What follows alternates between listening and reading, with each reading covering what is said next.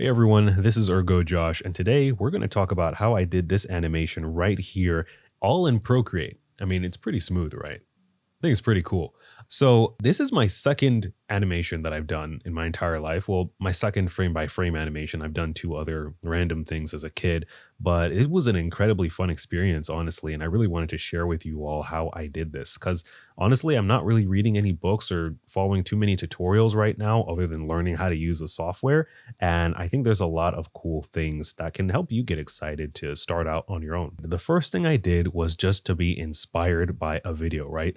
And it is not what you think it is. It was a TikTok video, or no, it was a Reels video, and it's not the Reels video that you think it is either. I'm going to open up my Photos app here, and I'm going to show you this video right here. Hopefully the audio is off so I don't get copyright claimed. This is a Reels video. I don't know if it was uploaded to TikTok as well, by J Queen Nana. She does this dance move really, really well. So when I saw it come up on my feed, I was like, damn, I want to animate this. I don't know how it happened, because I'm doing Figtober right now. And I decided this would be a perfect merge of the 2 days. I think day 14 was sexy and the day prior was dance, day 13. So I was like, this is perfect. I can use this, right? If you look closely here, it's just a really nice movement with clear arcs, especially in her hip area. It's a figure 8 shape, right? She's got it really, really down well. So I was like, all right, I'm going to screen record this video and see if I could find the keyframes here, literally the keyframes to be able to animate this. I've opened up Procreate here. And again, let's look at the video again here. See, she moves a little bit. And then this is the main part I wanted to loop, right? What's happening is her hip is going into 5 positions. So it's going in a figure 8, which is basically up to the left, down, up, down, and up. So we can play it again. Let's try to just draw as we see her moving, right? Basically this, or we can simplify it to this. You see that? It's basically this V shape that just continues back and forth. She starts here, she goes down, right? I'm gonna keep playing it. And then she goes up, and then she goes back down, and then back up. But that's kind of hard to visualize, right? So instead of drawing it over, you could also draw it like this, but that's kind of confusing. So I'm just going to do this, right? So she's moving her hips from the top left to the bottom, to the top right, back to the bottom, and then back to the left again. So I'm just going to write L here for left and then R for right. And basically this is the bottom where she bottoms out in the middle, and the bottom again. She goes twice in one loop, right? We can't just do this way and think that we can reverse it, because watch what happens when I play it backwards. It looks weird, right? The way she's moving her knees, if you could see you can look at her Instagram page, you see how she's moving her feet quite a bit to do this movement. And if you move it backward, it looks like she's moving backwards. So we have to actually animate the full sequence going from the right and then back to the left again. So what's actually happening is I did this wrong. This is when she moves to the right, and then she's going back to the left here. So it's left, right, back to the left side. So what we do is we say, okay, I just want 5 frames. Those are the most important parts. When she's at the top left, right here, then she goes to the bottom, and then she goes to the top, and then she goes to the bottom, and then she goes to the top left again, right? We just need 5 frames to do this animation, right? We don't need to worry about timing. We don't need to worry about any of that stuff yet. Just get the frames, the key frames that we need. That's what I thought. But if you notice here, if you look closely, the way the rhythm is going, she's kind of going really fast when she bottoms out. Like, let's look at this, right? I'm actually going to draw it along with the animation or the video as well. Watch how my hand goes, right? It's like this, right? So you see what's happening is it's slow, fast, slow, fast, slow, fast, slow, fast. So in animation, when you want to show a movement slowly, what you do is you just add more frames. So here, she's going down, up, down, up. So we know that she was going slow when she was going back up, right? So let's add a frame right here and right here. We know we have these 5 frames, but we need to add some more to the ends so that she slows down when she comes back around for that next time she's going back down with her hips. But I'm going to undo that and say that we should also favor the beginning, the first frame, so that it's really, really clear. So I'm just going to add a line there and add 2 more frames right there. So now we have 1, 2, 3, 4, 5, 6, 7 main keyframes that we're going to need to do this animation. The next step is to simply get a frame out of this video, because basically we're going to rotoscope this. If you don't know what rotoscoping is, basically all it means is you take a video, you trace over the video every frame, and then you play back your tracings in order to make an animation. What you can do is all you really need is an iPad to do this, and I want to keep it simple.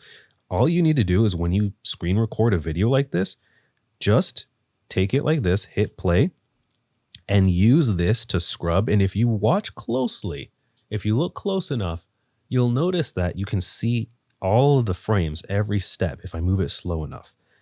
Now, this is really the hard way. Ideally, if you can take this thing to your computer where you can click frame by frame using the arrow keys, that's best. But if you don't have it, just make this full screen and take the screenshots. And all you need to do is say, okay, that's the top left, that's L. Move down. That looks like the bottom. I'll make that frame 3 right there. Keep going. This looks like the top right, so I'll use that for R. So we got that R, and then she goes back down. Boom, that's the 5th frame, and then she goes back up. Boom, that's the 7th frame, and then we just go a little bit before it to get the 6th one, and then we go back to when she does the hip movement the first time, and then we can get that part right there for a number 2. And I recommend that you trim the video to only the length that you want to rotoscope for this so you don't get yourself confused. Once you do that, you have all your frames like I did. And if I look through here, you can see I did quite a bit more because I was trying to get it to be more fluid at a certain point. So I would go back. But yeah, you end up having these frames and you look like a really, really weird creep having these pictures in your, your photo library on your iPad. But it's for science. It's for reference. We needed to get this animation done and we need to do the rotoscoping. So once you have all those images, what you do next is you just go into Procreate and import them all. But basically, all you do is you go over here, you click insert a photo, and you keep adding them and don't touch them. Make sure they're at the exact same place and make sure you name the layers. As a matter of fact, I have the time lapse here so we can see what that looks like a little bit. And it's a little bit of flashy here. So again, a little warning, it's going to be a really flashy video, but you can see I'm placing it and trying to make sure that they play and kind of feel the same way. And then this is getting into a little bit of the rotoscoping. But before we do that, just a tiny little beginner intro into Procreate animation. You just want to go over here and you want to go over into Canvas, and then you can click Animation Assist. And all this basically does is show you your layers menu as a timeline down here. Now, the cool thing about Procreate is one layer is one frame, but also one group is one frame. So this lets us do something like this. And as you can see, when I click one, it moves to that frame in the timeline. You can do something like this where you take a layer, you can change the opacity, and you can add other layers on top of it, like this layer where I drew a guideline for her pelvis, right? So this is really cool because this sees it as one frame, so I can decide to play it with it like this. I can hide that to see the movement of my drawing by itself, or I can hide everything else to just show the screenshots that I took, which is what I'm going to do now. So once I have all my layers the way I like them, I have them all grouped and named how I want them to be. What I can do here is I can also click on some of these like this, and I can hold them for longer. So they'll show for longer frames. Now that's getting into, if you don't know what that's about, then you need to just watch some animation tutorials. I recommend Tonico Panjoa, I think is pronounced. His channel is amazing. I've watched basically all of his videos to get to this point. But I want to just have them all hold for just one frame or just exist for one frame. So hold for 0.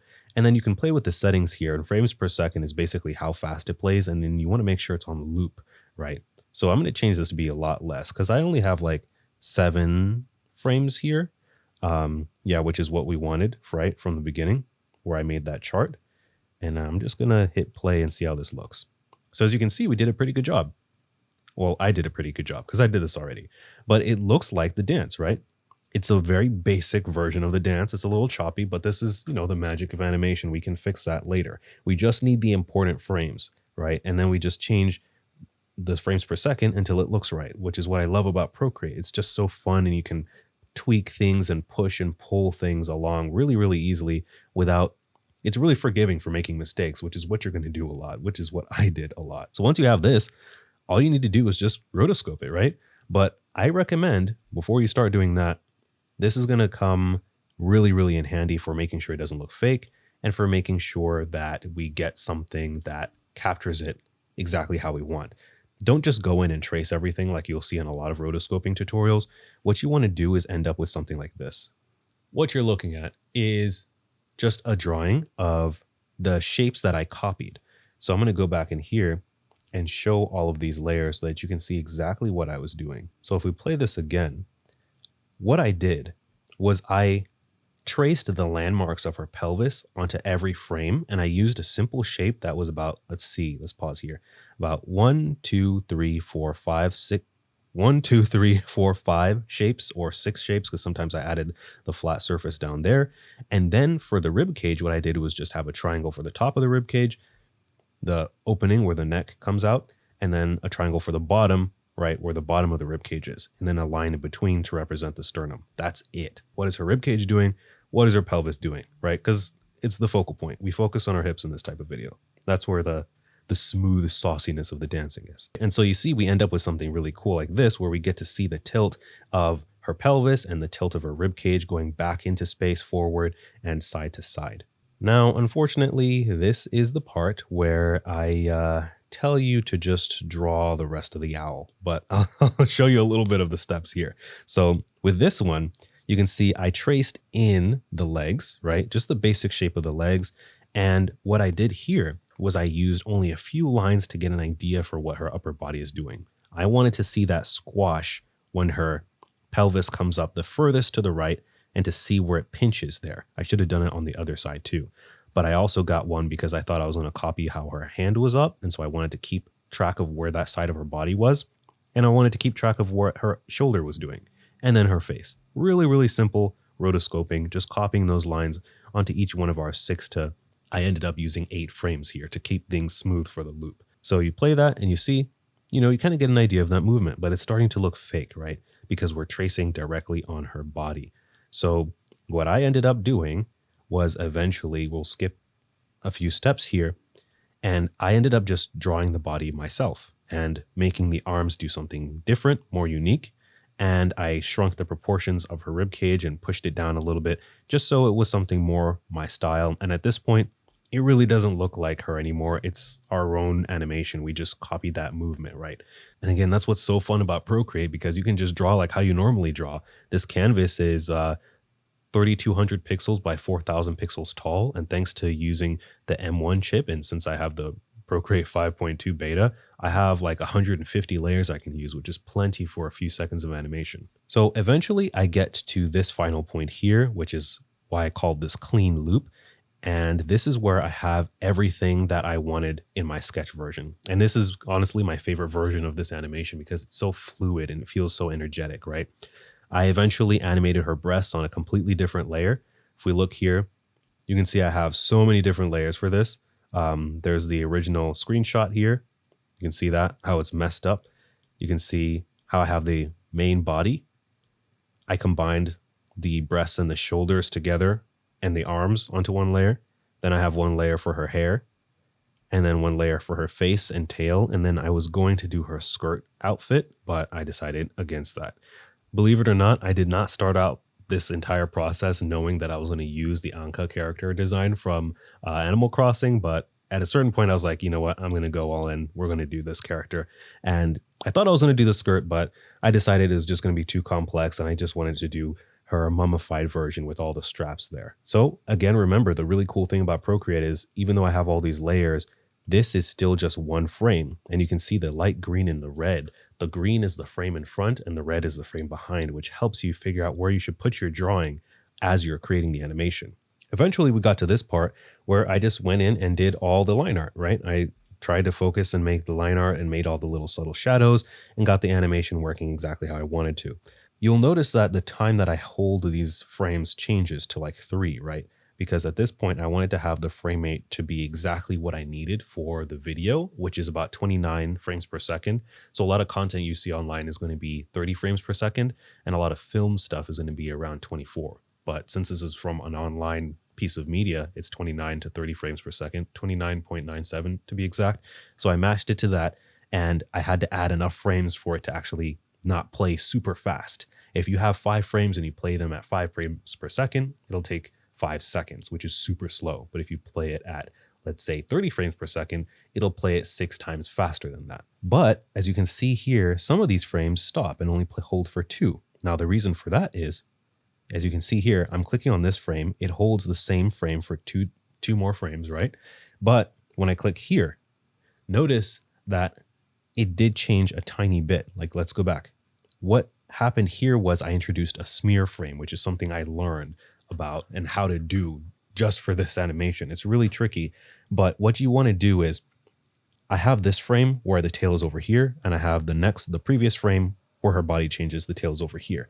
It looks weird for it to move such a huge distance without having a blurred frame, or the movement, everything looks like it's blurred. So what you do is you take the frame just before it, right? And you change only the tail and make it a blur. And you can pretty much do whatever you want. It's your own style.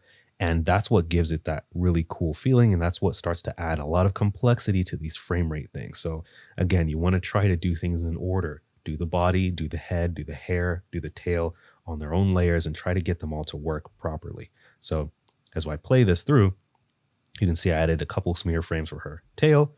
I should have done some for her other parts, but it wasn't as necessary.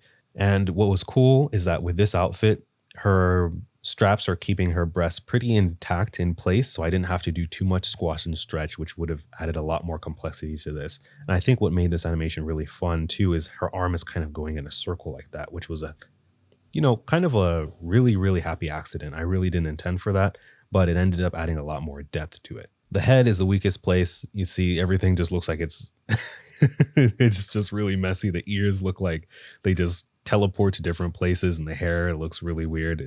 I tried, and that's what's cool, because the cool thing about animation is it's the overall effect that matters so much. It's the movement, and as long as you get that, it's good. So the next part you think is like, oh, you just got to color it, you're done, right? But that was actually one of the most tedious and frustrating parts ever, right? And I don't know why I did it. I normally don't color, but I'm like, I have to go all in, and I have to make this use the same color scheme as Anka from Animal Crossing. So I went in and I colored it, and that's how we got to this point right here. Now, if we look at the layer stack here, we basically have, if I hide the color, you see I have the line art, and I duplicated the line art because, unfortunately, Procreate still kind of sucks with coloring. Yeah, coloring Procreate, when you drag and drop, it creates this annoying gap. So I'll kind of hide that layer so you can see. And what I did was I tried to drag and drop and reference it. But you can see these, there's a lot of areas where I did eventually fix it, but there were a lot of like weird gaps in the hair areas that I had to come back and fill in later on. I'm sure you know about that. That's like one of the most beginner annoying things that you start to realize that a lot of digital programs do. So what I did was I had another layer under every single color layer in order to fill in those areas so that the lines don't look so empty. And then I duplicated the line art so it looks nice and crisp, like a real proper animation there. And I did this for every single layer, and it takes a lot of work. What you do is you click here to the actual line art. Let's hide that one. And then you got to hit reference like this. And then when you come in here to this layer, you can actually fill, and it will pretend those lines are on this canvas. But if your lines aren't perfect and you have gaps, it will not fill in. So you have to keep going back. And, I only had 8 frames here, and it took me forever. This entire animation ended up taking me 2 full work days, which is about 16 hours to make. I'm a beginner, but still, that's quite a bit of time. But yeah, the coloring process, I really respect animators and anime and every animator for coloring stuff, because that really, it is a tough process. So yeah, that's how we basically went from this video here, right, where she's dancing. You just take the screen recording, get Sam recording. I recorded it. I screenshot the different frames. I bring it into Procreate. I trace a diagram over it. Then I start out doing this right here. I start tracing out the rest of the body using the 5 to 7 frames that we picked out, slide the timer, the frame rate to get the timing right, do the line art version, and then we do the coloring. And you got a pretty cool animation here, you know, and you can time it with music. You can use Premiere Pro like I did to get the timing to be just perfect for when I posted it. And you're good to go. And it's pretty cool. You got a funny cat video that you can share with your family and friends, your grandma, you know, everybody online, and they'll all laugh and be like, oh, what a funny cat video. So I hope you enjoyed this video. I've been Ergo Josh. This is a really cool beginning into animation that I just decided to just jump into it. You know, I think that's the best way to get into things. This is how I did it as a kid. You know, when I was on Newgrounds, for example, I used to hang out on there long ways back in the day, looking at different animations. And I was, you know, super interested in that stuff. And it's kind of cool to go back to those days and look at how to do some of this stuff, because it's exciting. You know, it's nice to have a sketch that can be more than just a sketch if you don't feel like spending, you know, 45 hours making it into a really super dope illustration. So let me know if you're interested in more animation content. I thought this would be cool to share with you all, even though this is something new. I don't do this much on my channel. And let me know if you had any questions. I'll be happy to answer anything about Procreate or just this process in general if you want to try it yourself. And yeah, that's going to be it for me. I'll see you all in the next one. The hands say bye, keep drawing, and stay positive. Peace.